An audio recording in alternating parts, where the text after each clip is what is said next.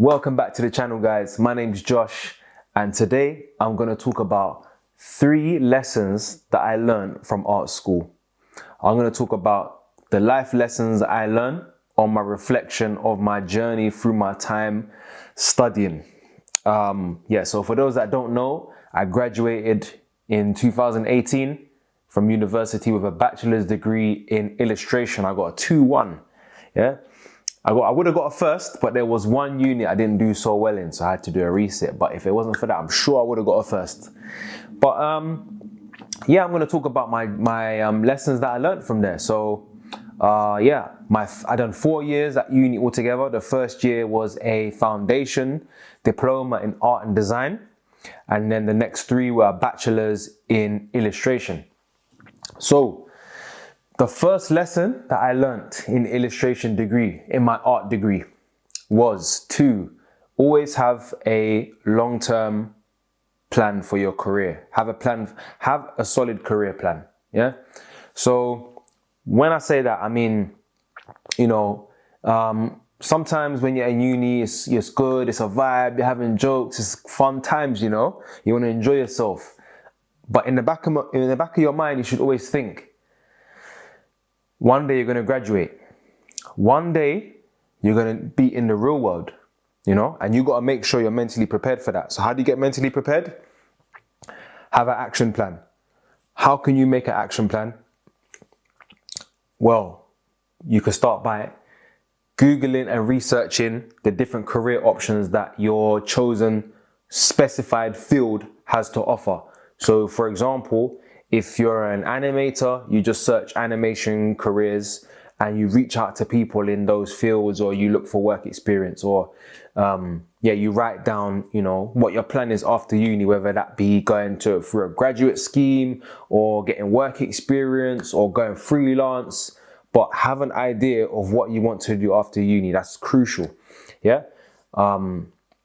Because it could lead you to, just feelings of anxiety, not sure where you want to go with it. So it's always good to think ahead. Yeah, just think ahead.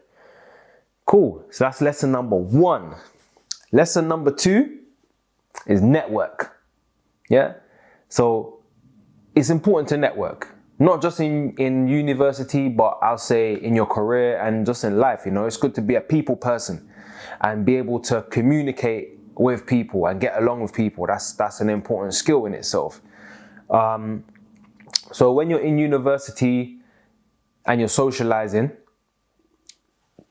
broaden your network, speak to people in your table that you work with, speak to people in your class, speak to people that are on other courses. So if you're studying photography, speak to people that study film, speak to people that do set design.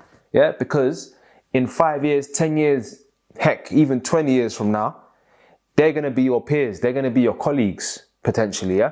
So you want to build your network from now, because they're the people that you might be working with in the future. Yeah, that's someone that they might have a role somewhere. They might have started up a company somewhere. And the next thing you know, I remember Josh from uni. Yeah. He does illustration, he does art. Yeah, let's get him on board with this. You see? Or even yourself, you might have started a company 10 years, or you might be at a position where you're hiring people in a company, and you remember someone that you work with, and you know their track record, you know what they're like as a person, and you know what skills they can bring to the table. It just makes it an easier process, if you're aware of things like that. But yeah, it's good to network, and it's also networking beyond that as well. So using social media to network, which I'm going to talk about later. But networking is important. So meet people in your industry, meet people outside of the industry as well, right? That is point number 2. That's lesson number 2. Now, lesson number 3 is this: marketing. Yeah. Now, it might just seem like, I'm still in my first year or second year, I don't need to build a page or a website. No, start from now. Start from now. Trust me. Build your platform whilst you're in university. Build your brand or whatever, even if it's just you making a social media account and posting your student life, whatever it is, like post your work, get used to posting your work from now. Trust me, because in 3 years, you're gonna have a huge body of work in 3 years. Imagine you're an art student and all you're doing is drawing every day. Like, that's all I was doing at university. When I was studying illustration, I've literally must have drawn like over 10,000 pictures. Yeah. And like, I was posting, but I just think if I posted a bit more, I could have like built my platform up so much more than what I could have. But I actually built a following, a small following, when I was at uni. So it was kind of easy for me to springboard and like, you know, go into other things from there. But if I didn't post my work, it would like, I'd cut off a whole market there that I could be finding clients from when you start, you know, in your first, second and third year. So yeah, like, get on social media, you know. I know most people are probably already on it now, but if you're not posting your work, like, literally start posting your work, innit? Start making videos of your process behind, you know, share little clips, even if it's just a story, just like have a base for your work. Yeah. Either that or a website. Have a mini website, a mini portfolio, somewhere where people can see your work, right? So that's extremely important, having a social media presence, or start marketing your work, or even just having a website there. Yeah.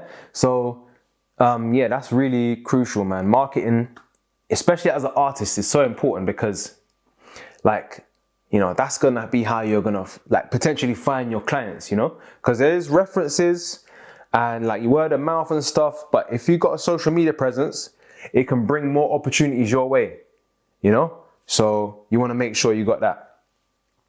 So yeah, those are my 3 lessons that I learned from art school. Let's see, maybe we should do one more. Okay, I'll give you one more. I'll give you a bonus point. If you made it to the video, big up. Here's a bonus point. Here's a bonus lesson. So lesson number 4 is take critique from those you trust. And I say that again, take critique from those that you trust. Okay? So what I mean by that is this. When art is subjective, right? So someone might look at my work, yeah, one of my paintings, and say, I don't like that it's not detailed enough, you know. And some people might love the fact that, yeah, this is impressionistic. This is just a capture of the vibe or the theme of you know, the light, yeah, in the picture. So there's 2 contrasting viewpoints. Now, how do I navigate that? Right? So first of all, you got to do what feels right for yourself in your artwork. Yeah. So listen to your own voice in your mind and listen to your heart as well. Listen to your instincts. Trust your instincts. Yeah. But also trust advice from people that you aspire to be like, if anything. Right. So if you're taking advice from have a go Joe, or, you know, Jim Bob down the road, that's never picked up a pencil in his life, that doesn't even know anything about drawing, and is trying to critique your work, don't even listen to that, you know. I would say don't even listen to that. But if there's someone that's been in the field, they've been doing illustration for 25 years and they've built a solid career from it, then yeah, I'm going to take your advice on board, you know, if you feel it's coming from a genuine place.